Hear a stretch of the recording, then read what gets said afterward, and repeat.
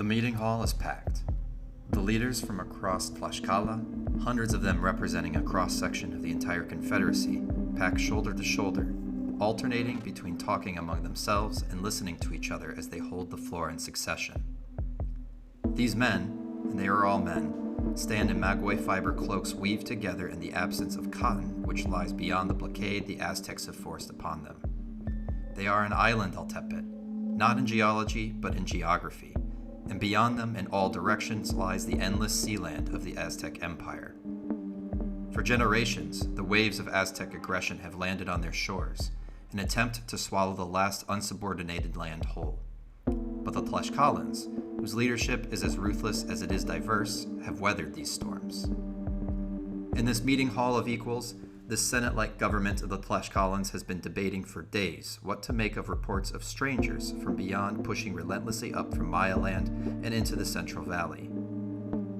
One camp pushes for collaboration, another for confrontation. The choice is stark and bitter.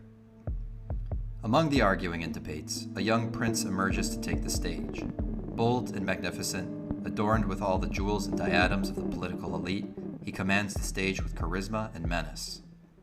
He addresses his brothers forcefully, not in the self-effacing court-speak common to these meetings, but directly, bitterly.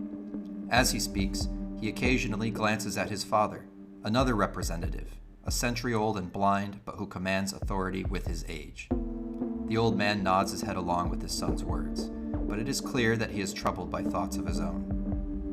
The prince's speech channels the typical Tlaxcalan stubbornness into a rhetoric of impassioned self-defense and cosmological justification. These foreigners, whoever they are not to be trusted, he says. They are a wildfire burning through the land, and whoever attempts to wield that fire for their own ends will find his home incinerated. The gods have not kept Tlaxcala alive to be servants, but masters, and fire respects no master. After some time, he makes his point and sits down, as they all do, on the floor. Their lack of furniture is typical of the austere conditions they take pride in. Another man, some anonymous representative, asks the young prince if they will not greet the foreigners in diplomacy, who should greet them in battle. Will the prince take it upon himself to defend his words with action? The prince, provoked by this slight to his honor, demands not only that he should, but that he will. He will command his bravest warriors into battle and defeat these strangers. He will honor the generations of Tlaxcalans past by securing the future generations of Tlaxcalans to come. The meeting hall waxes into cross-speech and waves into murmurs. It's settled. Tlaxcala will fight.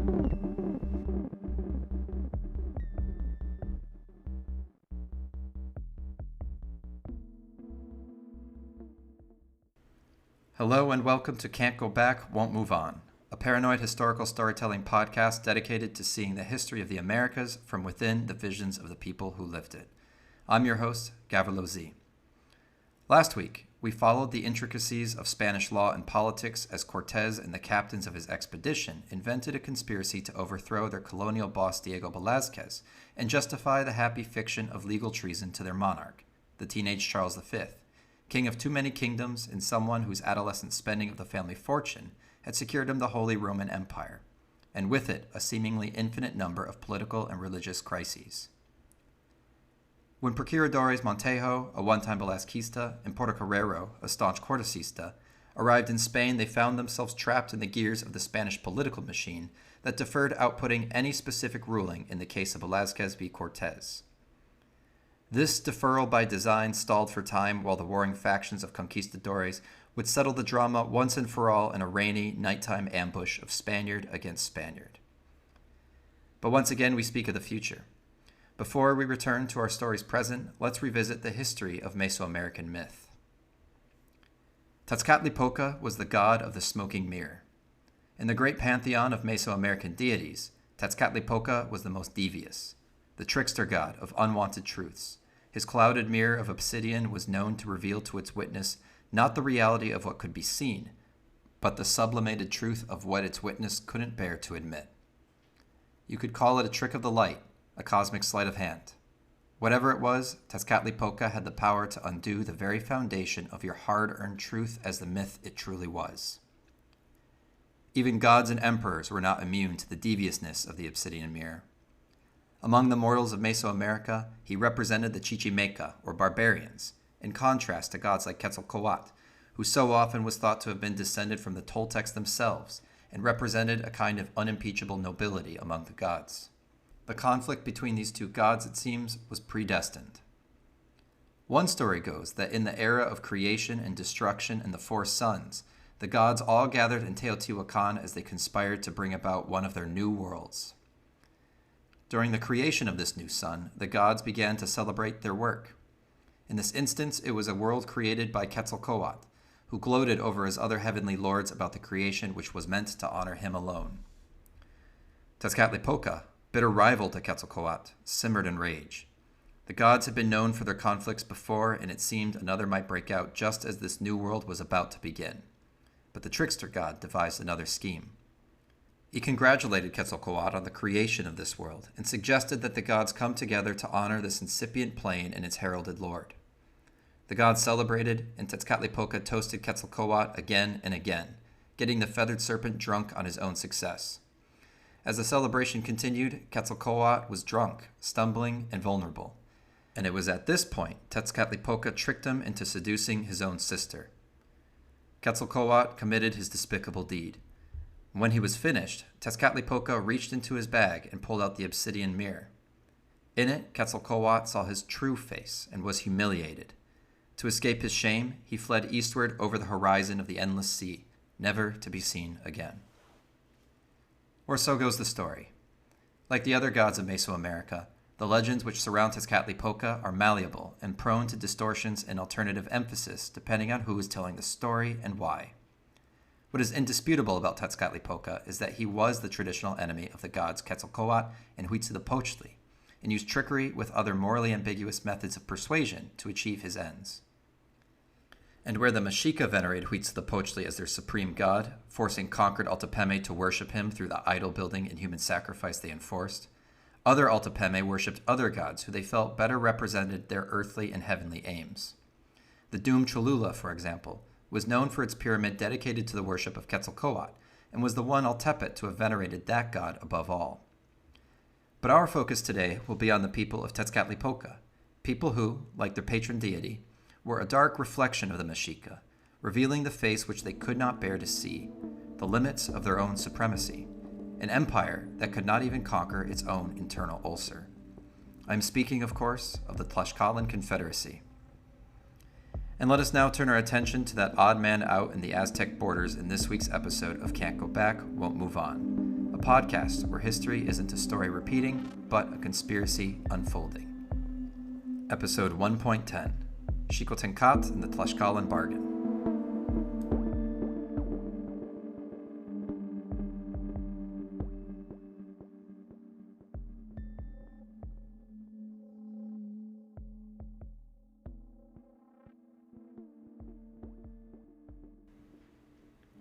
The Tlaxcallan Confederacy sat near the heart of the Aztec Empire, fewer than 100 kilometers away from Lake Texcoco. As the Mexica-Texcoco alliance gained supremacy in the valley, the other powers began to take notice. The Tlaxcalan Confederacy consisted of several Altepeme who lived in the region to the southeast of their rival imperial capital. The lands which made up the Tlaxcalan territory were notoriously hilly and difficult to navigate. Tlaxcala was a mix of both the Altepet of Tlaxcala itself and the other Altepeme which resisted Aztec imperialism, including both Cholula and Huejotzingo, though the relationship to Tlaxcala itself were always fraught with their own tensions, all of this typical of Mesoamerican politics. Tlaxcala was a highly urbanized center of life among the hills. It had a population described by Cortes as nearing 48,000, putting it on par with or larger than the whole of Granada at the time. But Cortes was prone to self-mythologizing and exaggeration, and so the population may in fact have been a magnitude smaller. But that doesn't mean that Tlaxcala wasn't impressive in its own right. It is also a fascinating case study in alternative forms of indigenous self-governance. Traditionally thought of as a super Altepet, with 4 co-equal Tlatoani ruling it, the truth may be stranger.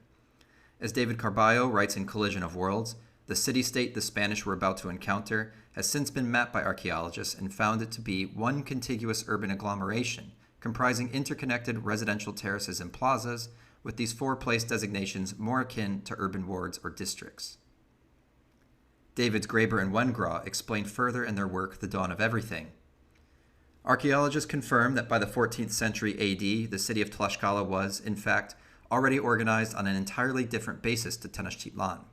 There is no sign of a palace or central temple, and no major ball court, an important setting, recall, for royal ritual in other Mesoamerican cities.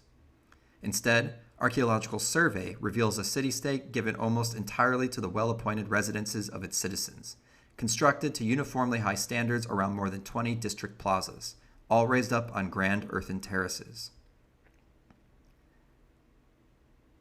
The largest municipal assemblies were housed in a civic complex called Xicotencatl, but this was located outside the city itself, with spaces for public gatherings entered via broad gateways. There is also the highly controversial but fascinating discussion on exactly how this contiguous urban agglomeration was governed.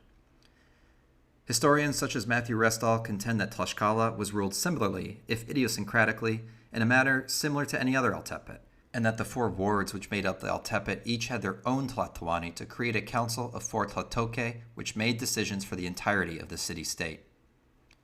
But there is significant evidence to contradict this, and suggest something far more democratic and fascinating was taking place within the Tlaxcallan Confederacy. Carballo notes that both Cortes and Bernal Diaz related Tlaxcala to something like one of the Italian republics they were vaguely familiar with. Cortes himself wrote that the order of government so far observed among the people resembles very much the republics of Venice, Genoa, and Pisa, for there is no supreme overlord. In fact, it seems that Tlaxcala was an experiment in pluralistic government. What at first seems like a 4-part monarchy ends up looking like an experiment in formal democratic rule within the Americas, ruled by a council whose members were appointed on a meritocratic basis. The councilors who made up this government did not achieve their position through electioneering as we would understand it, but through a series of ritual humiliations and deprivations designed to humble them. As the friar Motolinia would later record in his History of the Indians of New Spain, those who aspired to a role on the Council of Tlaxcala, far from being expected to demonstrate personal charisma or the ability to outdo rivals, did so in a spirit of self-deprecation, even shame.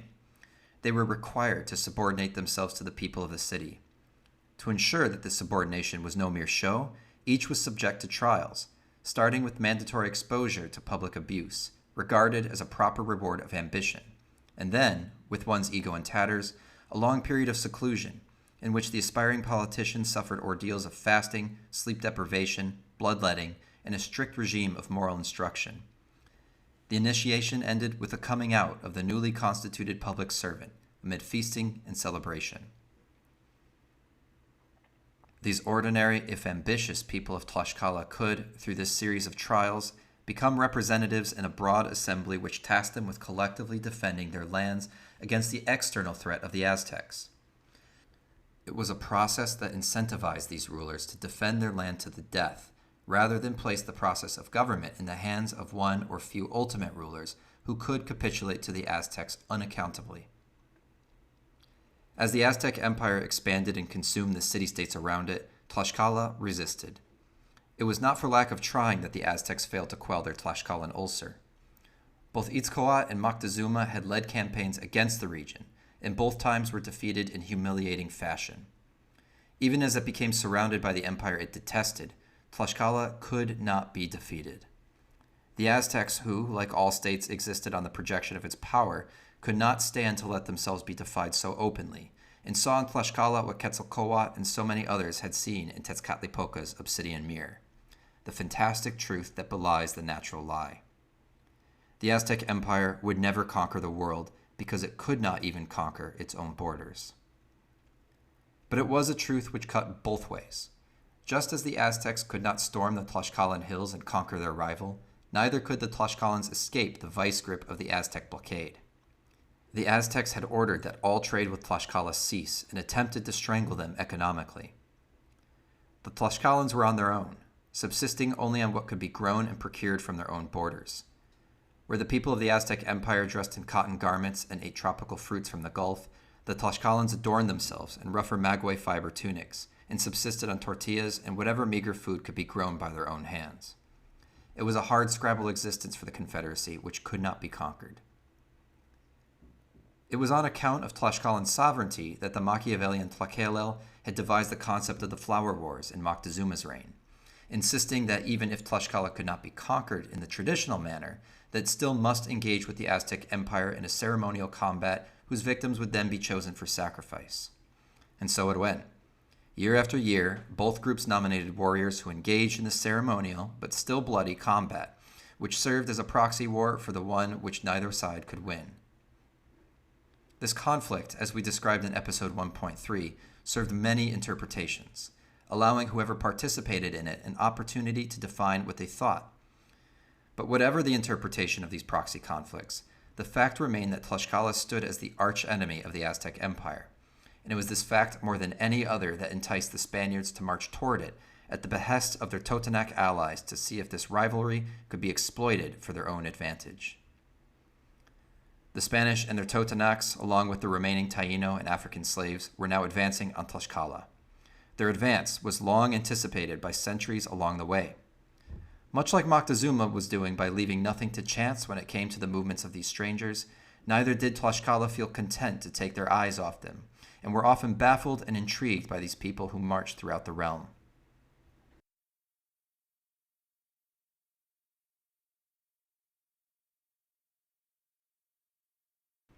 But before they could count on Tlaxcalan assistance, they would have to convince the Tlaxcalan counselors, long jealous of their Altepet sovereignty, to throw their lot in with them.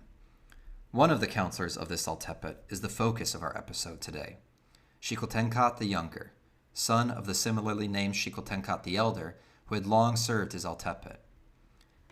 Fiery and uncompromising, Xicotencatl the Younger was by now in his mid-30s, and was known for his eloquent speeches to the council and for his brilliancy as a military commander. He was hard-headed, shrewd, and suspicious of anything not Tlaxcalan. In the events to come, his doomed efforts to preserve Tlaxcalan independence in the face of Spanish intrusion would make him into a Mexican folk hero to this very day. As word of the Spanish arrival on the Gulf reached Tlaxcala, as it would everywhere, Xicotencatl found himself immediately suspicious of the motives of these Teotl. While he knew that the Spanish had made an alliance with the Sempoalan Totonacs, no friend of the Aztecs, he was uncertain exactly what the relationship was with Moctezuma, and assumed the worst, as was his habit. He convinced the council of his Altepet to begin preparations for fighting off their approach. Unknown to the Spanish, the Altepet they intended to leverage in their plans against Tenochtitlan was preparing for war against them.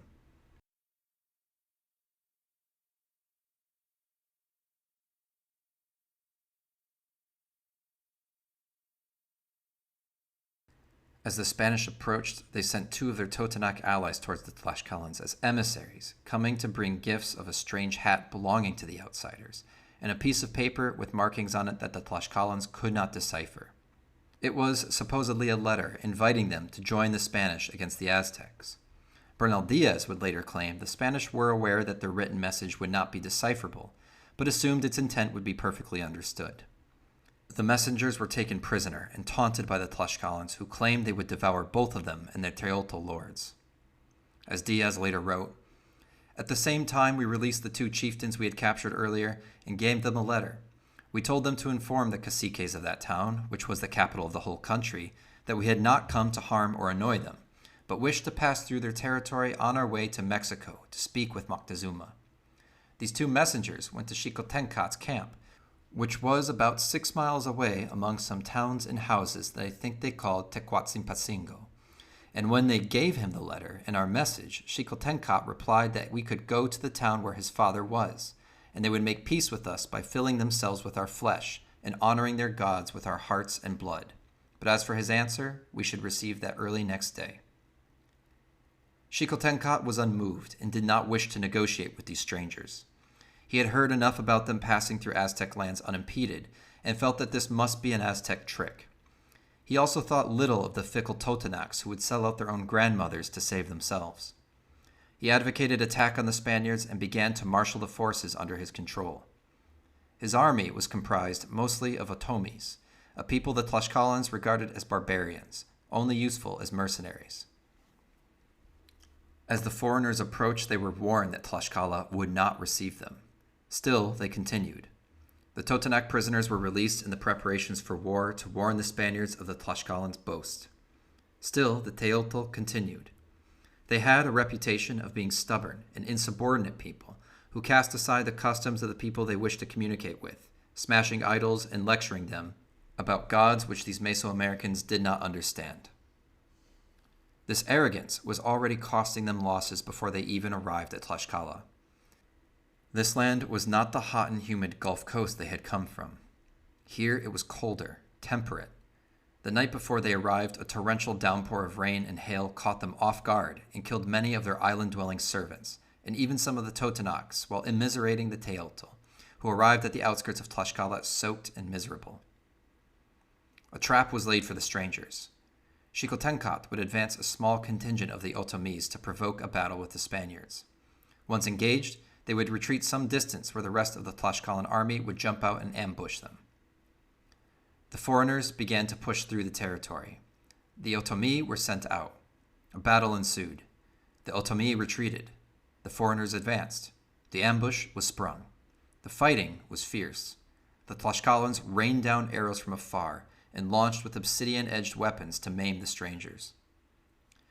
The Teotl were caught off guard by the ferocity of the attack, which was larger in scale than anything they had encountered in their conflicts with the Maya. Those skirmishes had injured a man or two at a time. This attack pinned them down in a hail of projectiles, with both them and the deer-like beasts they rode on suppressed by the constancy of the ranged weaponry. The foreigners responded with strange weapons that exploded when used, and caused great booms and emitted smoke, which startled Xicotencatl's Otomi warriors. The Spanish riding the deer were able to regroup from their initial confusion at the Otomi Valley and charge toward their ranks.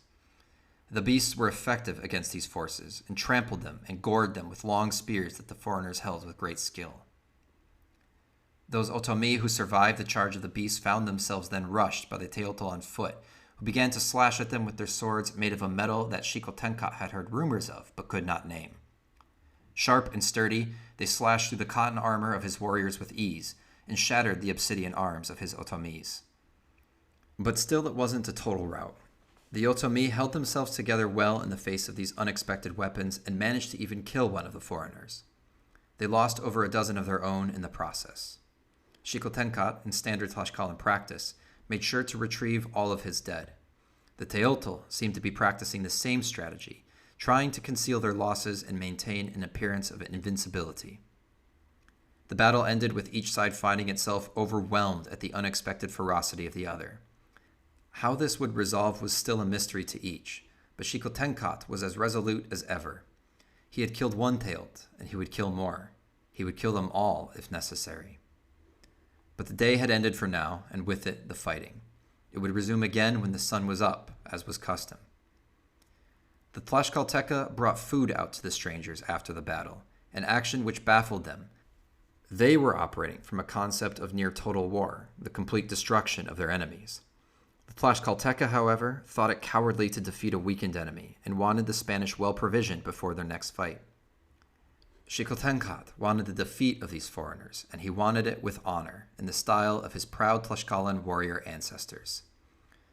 But the provisioning also served another purpose, one which the Spaniards later claimed to be well aware of. While bringing the food into the enemy camp, they could spy on their ranks and size up their defenses. The battles went back and forth for days, with each side studiously adapting to the tactics of the other day in, day out. In between battles, the Teotl wandered where they could and ransacked nearby towns, razing them to the ground and terrorizing the inhabitants into giving them the food they desperately needed to survive. Later, historians would claim that Mesoamerican tactics focused only on wounding enemies rather than kill them, and that this contributed to their defeat by the more vicious Spaniards. But it's just not true. The Otomi and Tlaxcalteca soon realized the Spanish did not fight like this and adapted their own strategy similarly. The aim was to kill, and kill they would. What was incontestable to Xicotencatl and his fellow captains was that the Teotl technological advantage of these beasts and the strange metal meant that for every one of them killed, the Tlaxcalteca forces lost a dozen or more of their own men. Tlaxcala had an obvious numerical advantage over the Teotl, but they were not used to fighting wars of attrition like this. They expected these foreigners to sue for peace in the ceremonial custom of their own people, Once a few losses or stalemates were had, it was expected submission would be asked for. But the peace did not come, at least not in the way that the Tlaxcalans had expected it. A woman who Xicotencatl noted appeared to be like one of his own people instead of the other Teotl, accompanied a Teotl man who appeared to be their leader. The woman shouted from horseback in their shared language that these strangers came in peace and friendship even, while the men around her ransacked the razed towns. She insisted that they receive an audience with the Tlaxcallan council to form a proper alliance. Anything short of that concession, these foreigners argued to Xicotencatl, would result in fighting until the bitter end. Xicotencatl was willing to accommodate this suicidal desire of the Teotl to keep on fighting. His forces had killed dozens and injured nearly all of them and their deer beasts, but his fellow captains and his council were less convinced. Between battles, Xicotencatl found himself summoned back to his capital to deliberate next steps. Though entrusted with an army for battle, how to use them was not his decision alone. The political traditions of Tlaxcala forbade such an idea from consideration.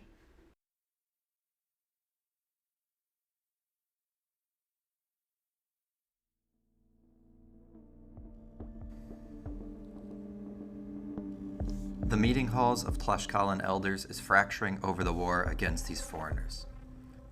The point of such a body has always been deliberation, debate, and compromise. Factions in this case are naturally arising. Disputes would emerge that could not easily be papered over. And the arrival of these strangers and the fierce fighting they forced upon the Tlaxcalteca have only deepened these fractures in this body politic. As these men deliberate on what to do about these outsiders, they split further and further apart. The normally orderly debates of the body have collapsed into interruption and noise. Xicotencatl is no exception, roaring with indignity over challenges to his plans. His bitterest dispute is with another Tlaxcalteca captain, Xicotencatl, a man who only a few days ago refused to bring his own forces to the aid of Xicotencatl in battle. He had accused Xicotencatl of recklessly endangering the lives of his soldiers. And now, in the heart of Tlaxcala, this same feckless general emerges as a leading voice for appeasement. It all disgusts Xicotencatl, who rages at this betrayal but can do nothing except shout back. Xicotencatli's faction is growing, and he has secured the backing of Xicotencatl, one of the most feared and respected elders of the Altepet. Xicotencatl has been increasingly pro-Spanish as the battles have waged on, impressed by the ferocity of these strangers and the seeming invincibility of their weapons. Xicotencatl argues that the Totonacs have already thrown in their lot with these people, these Teotl, and the Tlaxcalans should do so as well to overthrow the Aztec chokehold on power. Xicotencat's arguments have become so forceful that the rest of the hall quiets down to listen as the man argues passionately that the Tlaxcalans have been oppressed by the Mexica for far too long. Even if they remain free, they have been so immiserated by the blockade and flower wars that there is only so much hope they can hold out for longer. He concludes his speech, and the anxieties he has touched on are felt not only by the council, but by the people across Tlaxcala. For nearly 100 years, the threats of the Aztecs knocking on their door have been resisted. But every year, the Aztecs grow stronger, and every year the strain of resisting leaves them weaker. The people begin to wonder if conquest is inevitable, and more than anything, it is this fatalism that Xicotencatl fears. And so the council murmurs in support of Xicotencatl. Though the man holds no additional powers by the virtue of his position, in the deferential world of the Tlaxcalans, seniority holds its own powerful, if informal, sway. But just as a consensus seems to be reached, an aged voice speaks out. It is Xicotencatl's own father, nearly 100 years old and nearly blind. He represents a faction within the council that has reflexively opposed Xicotencatl, and as a result opposes collaboration with the Spanish. The elder Xicotencatl's weak voice trembles under the strain of his speech. The hall quiets to hear. The point is this. There is a difference between enemies beyond their borders, the Mexica, and the enemies who could be invited within. He continues. Does Xicotencatl deem these people gods? These people who seem more like ravenous monsters thrown up by the intemperate sea to blight us, gorge on our gold, silver, stones, and pearls? They sleep in their own clothes and hold their own customs, and act in the manner of those who would one day make cruel masters. There are barely enough chickens, rabbits, or cornfields in the entire land to feed their bottomless appetites, or those of their ravenous deer. Why would we, who live without servitude and never acknowledged a king, spill our blood only to make ourselves into slaves? It's yet another powerful speech for the council to consider alongside Xicotencatl, and the council does find itself once again divided. The crisis on how to handle these Teotl is the most existential one they have faced in generations, second only to the Aztecs themselves. The younger Xicotencatl knows that these ravenous monsters, as his father describes, might have what it takes to overpower the Aztecs. But how is anyone to know if they will stop with Tenochtitlan? With that impregnable island fortress upon the lake destroyed, how could Tlaxcala hold out hope if these foreigners' appetites then turned back inward? Xicotencatl has been one of the loudest voices speaking out against the Spanish, speaking in fiery, exclamatory speeches buffeted by his father's more wizened moderation. But now he is tired. He has battled with these Spaniards for weeks and come away unimpressed by both their lack of honor on the battlefield, but also in the ways in which their constant squabbling outmatches even that of his own people. These foreigners, he understands, are adrift, alone in an alien land, led only by their delusions of grandeur and a woman who speaks for all of them. Xicotencatl despises them, and has made his despisal plain to everyone. Still, the council cannot come to a decision.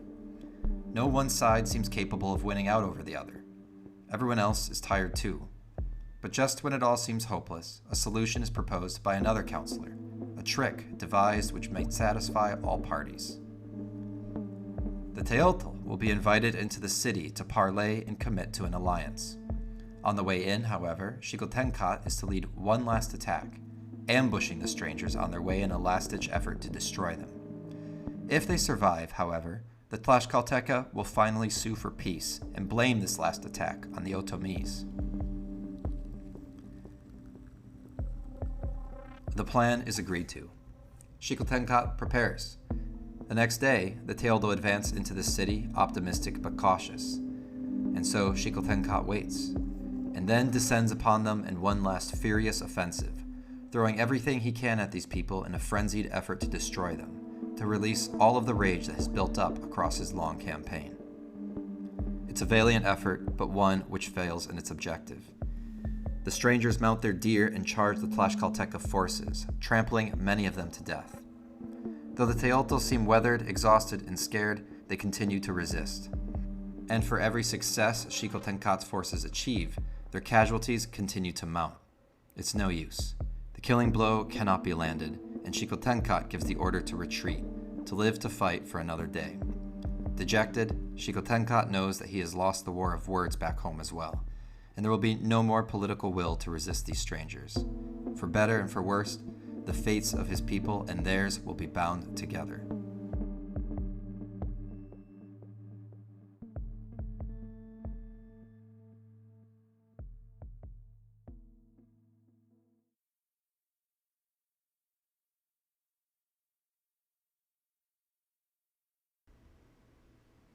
Cortes would later write in his second letter, "On the following day at 10 o'clock, Xicotencatl, the captain general of this province, came to me, with as many as 50 of the principal citizens, and begged me on his part, and on that of Xicotencatl, the ruler of the whole province of Tlaxcala, and many other chieftains, that I would be pleased to admit them to the royal service of your majesty, and to my friendship, and would pardon them their past wrongdoing." Xicotencatl, had he the chance to record his own reaction for history's judgment, surely would have characterized this interaction differently. As proud in defeat as victory, he loathed these Teotl even as his council granted them their audience. In their meeting, the woman who spoke for them declared herself a noblewoman from Quetzalcoatl, one of the few trading partners left at Tlaxcala, a fact which immediately caused much of the council to implicitly trust her. She explained that these people were known as Caxteoteca and sought out Tlaxcala for an alliance against Tenochtitlan. She related the history of what she had seen firsthand since first serving as their interpreter, and gave them the same warning in Nahuatl that she had given many times. Their advantages were numerous and insurmountable, and the Tlaxcalans would save themselves endless casualties by allying with them now rather than being defeated by them later. The council deliberated and then accepted the woman's advice as fact. The Tlaxcalans began to give gifts to the Spanish to mark the alliance, including the custom of granting daughters and sisters to marry the Spanish and bind the two parties together by blood. The leading man called Cortes took the gifted women and distributed them among his captains once more. Xicotencatl seethed as his own half-sister was given to the man the Spanish called Pedro de Alvarado, but the Tlaxcalans called Tonatilla. The Spanish took her and performed their strange water ritual of their religion and renamed her Luisa. The Spanish then requested that several thousand Tlaxcalan warriors be given to their command to bolster their forces as they marched on Tenochtitlan. The council deliberated this and accepted. Much like the Totonacs, the Tlaxcalans knew that not only would their warriors fight alongside the Spanish against the Mexica if they had to, but by being implanted in their camp, they could keep an eye on their actions and report back. Despite recognizing in his own words the parallels between Tlaxcala and the Italian republics of Europe, Cortes led his captains in trying to negotiate with Tlaxcala as if it were a monarchy. He saw in Xicotencatl not an elder whose power was informally based on his seniority, but something akin to the tradition of the divine right of kings which his own emperor claimed. Cortes thought he was negotiating with a behemoth, but it was more in fact a hydra, and one whose endless number of heads often did not and would not agree with each other. The collective decision-making at hand in Tlaxcala meant that the alliance would be subject to revision. Were the Spanish to falter in their aims to march on Tenochtitlan, word would come back to Tlaxcala, and then reach the ears of the anti-Spanish heads of the same hydra. The Spanish, of course, recognized little of this and celebrated their acquisition of these important indigenous allies as proof of the righteousness of their cause. Xicotencatl the Younger grumbled. He would never fully accept the alliance with the Spanish and continued to agitate for turning on them before the Spanish could turn on them.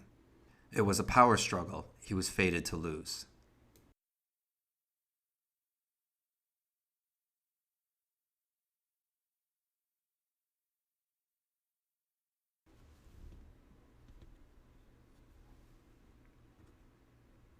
After spending some time resting in Tlaxcala, the Spaniards departed with their new warriors. They repeated their desire to march on Tenochtitlan and force a meeting with the loathed Moctezuma. But the Tlaxcalans wanted to put their new alliance to an important test first. There were many paths to Tenochtitlan, and one such went through the Altepet of Cholula. Cholula had once been allied with Tlaxcala against Tenochtitlan, but had switched its allegiance in the previous year.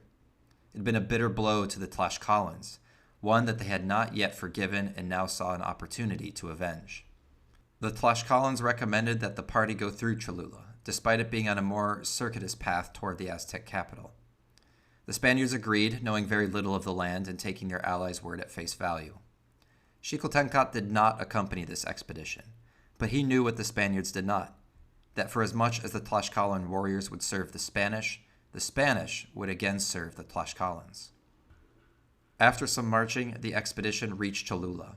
Cortes would describe it as a city which is situated on a plain, with about 20,000 horses within its walls and as many in the suburbs outside. It is self-governing and has definite boundaries. The people are on the whole better clothed than those of Tlaxcala, for the higher class of citizens all wear a kind of Moorish cloak over their other clothes. In shape, cloth, and trimming, it is very similar to those seen in Africa, but with this difference, they have made slits through which the hands can be thrust. What Cortes could not have known was that Cholula was ancient even by the standards of Mesoamerican Altepet, boasting the largest pyramid in the known world, dedicated to the city-state's patron god Quetzalcoatl, and it was a site of pilgrimage for people around Anahuac. The Spanish entered this Altepet expecting the kind of reception they had come to demand from all Altepeme: immediate welcoming, relief, and provisioning. But Cholula felt different. This Altepet seemed to the Spaniards cold, distant, and even a little aloof. There was a palpable tension in the air they hadn't experienced since their first days entering the Maya lands down in the Yucatan. Something was amiss, and the Spaniards reacted nervously as they noticed the inhabitants of Cholula watching them from windows, scurrying between back alleys, and staying just out of sight. It was only minor leaders who came to greet the Spanish, and said they regretted that their great lords could not come to meet them personally. They said that their lords would come out in the morning to meet them with food. The Spanish thanked the Cholulans, but remained on alert. The next day, the leaders did come out and spoke once again to them. In the words of Diaz, they gave a speech. Malinche, forgive us for not having come to Tlaxcala to see you and bring you food. It was not for lack of goodwill, but because of our enemies, Xicotencatl and Xicotencatl, and the rest of the Tlaxcalans, who have spoken a great deal of evil of us and our lord Moctezuma. And not satisfied with abusing us, they have now the temerity, under your protection, to come to our city armed. We beg you as a favor to send them back to their country, or at least to tell them to stay outside in the fields and not to enter our city like this. But as for yourselves, you are very welcome. The Spanish agreed and left their Tlaxcalan allies at the edge of town, and entered without them. The Cholulans were still on edge, however.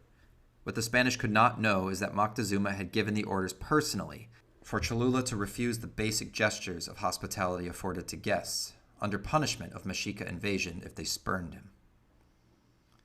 Caught between the Aztec lord and these hostile strangers, the Cholulans tried to navigate by picking the best of bad options.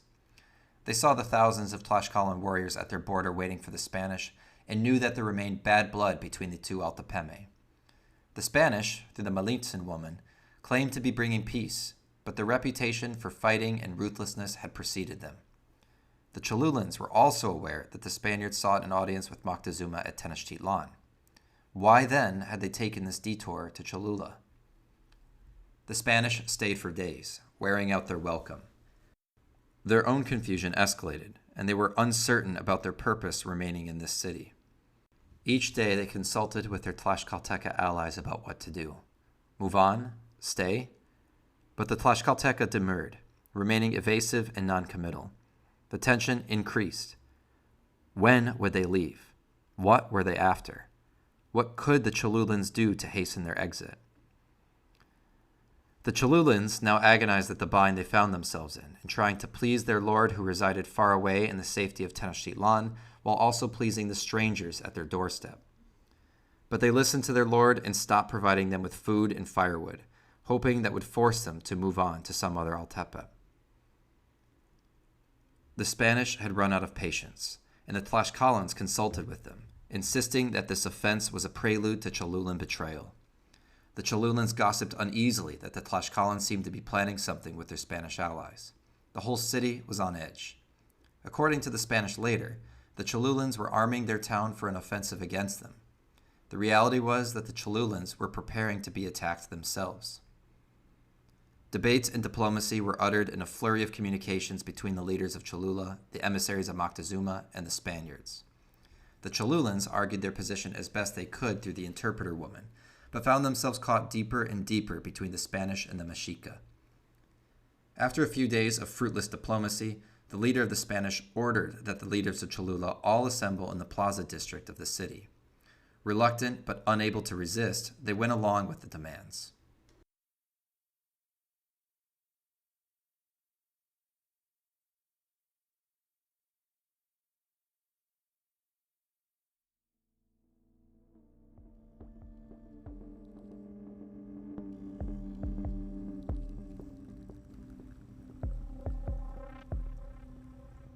Tension holds the people of Cholula more hostage than the Spanish themselves.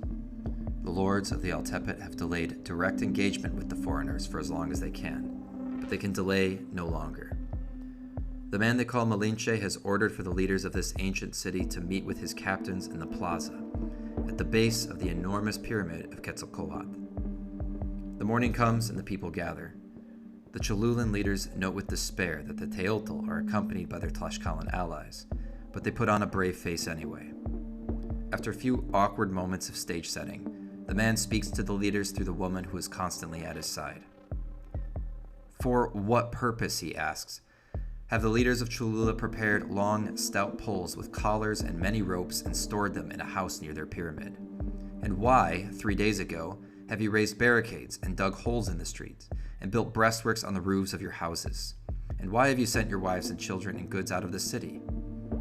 The tone is haughty and accusatory, but the words themselves are mangled and confused coming from the woman who translates them. Sometimes she speaks as though they were all Nahua lords, using the courtly speech they are accustomed to. Sometimes, though, her diction takes on an entirely separate form, seemingly transplanted into her mouth by the foreigners themselves. It's a schizophrenic translation that the leaders of Cholula are shocked to hear. The accusations are baseless, inventions of the paranoia of these men as they hound the Cholulans down. They protest to this captain, but he waves his hand to silence them. He continues, "Your hostility is plain to see, and your treachery also, which you cannot conceal, as you have not even brought us food or water or firewood as a mockery, and told us that you have no maize. What are you eating? I am well aware," he continues, "that you have many companies of warriors lying in wait for us in some ravines nearby, ready to carry out the attack you have planned." The point is all too clear to the leaders of Cholula now that this is not an invitation for diplomacy, but a prelude to devastation. They note in their despair that the Tlaxcalans have surrounded the Plaza district, blocking the exit. Their fate is now inevitable, but the Cholulans continue to protest. They have done all they could for the Spaniards, and that these accusations are misconstructions. It doesn't matter. One of the foreigners' exploding weapons fires into the air. It's a signal for the massacre to begin. The Teotl draw their swords and begin hacking away at the largely unarmed leaders. Chaos breaks out as the Tlaxcalans join in on the butchery. Bodies pile up. There is no order to the chaos, no hope of survival. In despair, some of the priests of Quetzalcoatl ascend the pyramid and throw themselves from it rather than die at the hands of their Tlaxcalan enemies. The massacre continues for days. The Tlaxcalans in particular seem gleeful in their pillaging of the Altepet which had so recently defied them. Houses are looted, people are butchered, and the temple of Quetzalcoatl is desecrated. The massacre of Cholula would forever enter the history of the Spanish conquest of Mexico.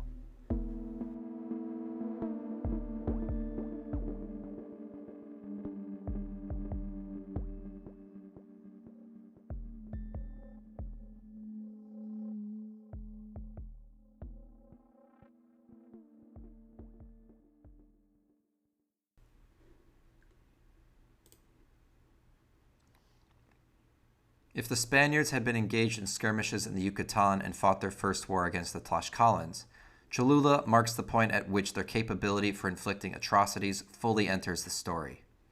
The violence up to this point in the story may not have been moral, but it was within the bounds that both sides understood as warfare. The Cholulan massacre, however, far exceeded the typical boundaries of violence that was known in Mesoamerica.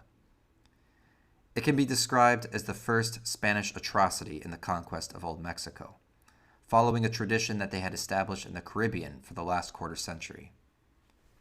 But it was not a Spanish plan in full. As historian Matthew Restall notes, the fact is, neither Cortes nor his fellow captains were in control. The Tlaxcalteca led the Spaniards to Cholulan for their own political purposes, telling the Spanish captains that it was on the way and rich in supplies. The alleged Cholultec ambush was probably a Tlaxcalteca ruse devised to manipulate the captains, or, as Alva Ixtlilxochitl later wrote, an invention of the Tlaxcalteca and some of the Spaniards. The Spaniards did not know that another city, closer to Tlaxcalan, was also well supplied, Huexotzinco, and therein lies the rub. That the massacre was the first price that the Spanish would pay for Tlaxcalan support is highly likely. In another instance in the history of this conflict, not a Spanish destiny, but their being accidentally co-opted into the civil conflicts of the indigenous. Xicotencatl may have fumed about his council's decision to ally with these dishonorable Teotl, but it also served a purpose even he would have likely supported: revenge against an ally-turned-enemy in Cholula. Cortes and Diaz, as well as many other conquistadores, would write of the massacre as one of Spanish necessity, not of Tlaxcalan politicking. Later writing would be invented that Cholulan treachery had been sniffed out by Malintzin. Others would say that Pedro de Alvarado's new wife, Luisa, had influenced this disposition toward the Cholulans and caused them to advocate aggression toward them. How Nahuatl-speaking Luisa would have been able to communicate with the Spanish-speaking Alvarado is not specified in these accounts. The reality is that this was a Tlaxcalan scheme from the beginning and would have been a bitter pill for the Spanish to accept. But it is also in accordance with the implications of the evidence and what is left unsaid in the Spanish accounts, that they were utterly alien in this world and blind to its geography and its politics and historical loathings. The massacre of Cholula was not a show of strength. but a show of Spanish panic. The Tlaxcalans had decimated the Cortesista campaign, and it was only the Tlaxcallan calculus that these strangers may be of more use to them alive that had spared them, conditionally, for now. In turn, the Spanish saw the Tlaxcalans as the leverage they needed to get a foothold in the relational politics of the valley. Each side of the arrangement shook hands while holding knives behind their backs. Cholula had been the first Tlaxcalan test of Spanish resolve. If the Tlaxcalans whispered enough conspiracy into their ears, would the Spaniards ignore them or listen? To the Spanish, there was no other choice. Their very survival depended on Tlaxcalan assistance, and even if they understood their role in the Tlaxcalan revenge against the Cholulans, they were in no position to refuse. And so the Spanish descended upon the Cholulans with steel and horses and gunfire, not as masterminds, but as henchmen. The Tlaxcalan War had been devastating on the Spanish strength and morale. The march up from the coast had traded the suffocating heat for the bitter rain and colds of the Mexican highlands. The ferocity of the Tlaxcalan campaign had outpaced anything the Spanish had seen in the Caribbean or Maya lands. The constant political posturing of the Tlaxcalans and Moctezuma's emissaries left them dazed and confused, hardly knowing which way was up. It was as if Tezcatlipoca himself had appeared and shown the Spaniards their true face in his dark mirror. Not conquerors, but minions in a gang war they could not hope to understand, let alone mastermind. It was a war with no clear center, where violence would spill out in every direction, unmoderated and undelineated. Decisions were being made without anyone knowing who had fully decided on them. In the tradition of Tlaxcala, deliberation was made by a council based on consensus and compromise. Among the Spanish, decisions were made between Cortes and his volatile captains, all jockeying for control. In the meeting of these two groups, intent and execution became twisted into a Gordian knot, which could only be cut in Cholula with Spanish steel and Tlaxcalan obsidian, and from its fibers spilled Cholulan blood. The Tlaxcalans had lived up to the image of Tezcatlipoca. Not only were their schemes inverting the Spaniards' expectations of themselves, but their longtime opposition to Moctezuma and the Aztecs served as a dark foil for the empire. A confederacy of their own, Tlaxcala was the limit to an empire which assumed for itself unlimited expansion. Their alliance with the Spanish would prove to be unbearable for Moctezuma, who anguished at the idea of these powerful strangers allying with his bitterest enemies. The entire pyramid of power was being inverted by the diplomacy of the Tlaxcalans, and they knew it. But the Tlaxcalans would also find that their alliance with the Spanish was more than they wished for. A monkey's paw wish of diplomacy which would extract a greater price for the Tlaxcalan desire of Aztec defeat. In the end, the Tlaxcalans would also be asked to look into the same obsidian mirror of their god and see that their ambition made them little different from the opponent they sought to destroy, and in their own ambition would destroy themselves. Among the Tlaxcalans, Xicotencatl alone had proved perceptive enough of Spanish intent to know that the enemies within were as dangerous to Tlaxcalan sovereignty as the enemy without. He would never reconcile himself to this alliance, even up to the bitter end. Next week, we will turn our attention to the city at the center of this centerless world, Tenochtitlan. The Spanish will march down from Cholula and into the Valley of Mexico, and arrive on the Aztec causeway into Tenochtitlan. It all sets up one of the most dramatic meetings in world history, and one of the most complicated periods of diplomacy in the entire campaign. Within Tenochtitlan, we will enter a city of dreams, and find the Spanish asking themselves once again, who was the dreamer? The Aztecs, equally mystical in their wonderings, would also prove equally mystified by these collective hallucinations as the empire sought to survive this collision of dreams. But for now, that's all for this episode of Can't Go Back, Won't Move On. Written, narrated, and produced by Gavrilo Z, with music composed and performed by Jake Krasiniak. If you like the show, tell your friends. All of my listeners are appreciated. Goodbye.